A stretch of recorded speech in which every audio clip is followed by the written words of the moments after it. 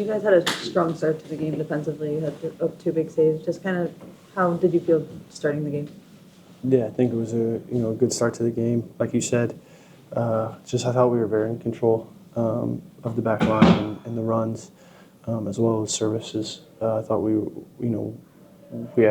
accounted for their guys really well, and yeah, I think they only really had one moment, which was the goal that we kind of had a mislap where communication wasn't there, and a good ball, good run. I mean, a good finish, but definitely something to look back on.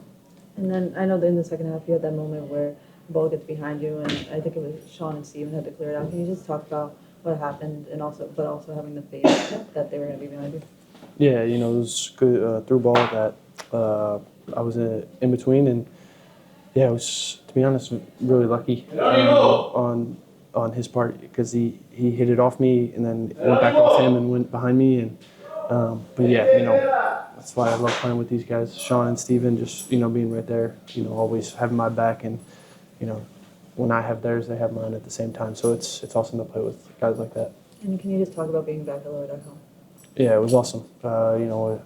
It's comfortable. Like, it's a comfortable place to play. The fans are awesome, and you know what they're gonna get night in and night out from these fans, and it's awesome to play here every other Saturday, whatever that is. But yeah, it's a great place. I'm sure that part of the game is probably a blur because of its pace, but in the 38th minute, San Jose with a delivery from one side to the far post, you shift perfectly and make a gigantic save. At that point, keeping the game 1-0. What is your thought process there as you're watching that attack unfold for them? Yeah, I think it's kind of an action that we train a decent amount. Just movement across goal, and so I knew once the ball was back post, I couldn't come out, couldn't claim it, or make an impact on it. So I just dropped to my line and tried to get across as soon as possible. But it was just more so just try and get set and be ready for the guy that's just bigger than Mo. So Mo did a really good job to kind of bump him a little bit and make him not get a great header on it. And yeah, I was just able to be right there, but I was more so just set than anything. Yeah, and you have 5 saves tonight. In similar fashion, anticipating or just kind of going with the flow of the way the play is unfolding? Yeah, just going with the flow. Yeah.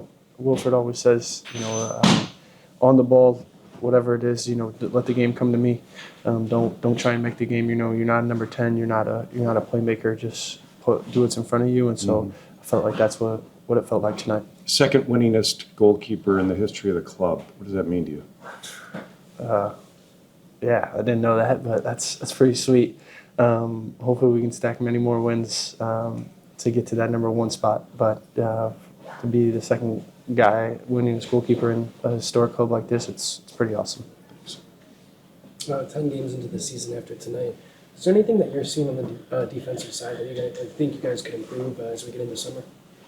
Yeah, I think just little moments. We don't give up a whole lot of chances, honestly. But I think at times we give up the 1 or 2 clear-cut opportunities that teams can punish us on. I thought you saw it especially last week. I think they had 1 shot on goal, and it was the goal that ultimately lost us a game 1-0. But I think just those moments, fine-tuning it and just trying to be perfect. I know it's not easy, you can't be perfect, but trying to be the best we can.